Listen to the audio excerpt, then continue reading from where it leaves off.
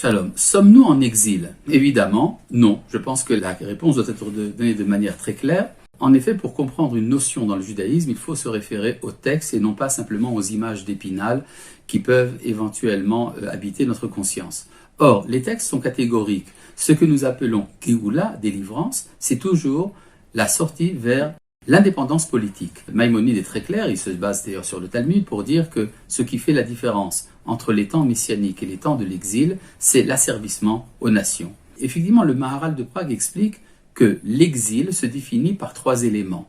Les 3 éléments sont le fait d'être en dehors de chez soi, d'être dispersé et d'être dominé par les autres. Ce qui veut donc dire que la définition de la Géoula, c'est l'inverse de ces 3 éléments. Or, aujourd'hui, nous vivons effectivement cette situation où nous sommes revenus chez nous, que nous sommes réunis et que nous ne sommes plus asservis aux nations, même s'il y a des pressions internationales ou même s'il y aurait des choses à redire sur l'état spirituel de l'État d'Israël.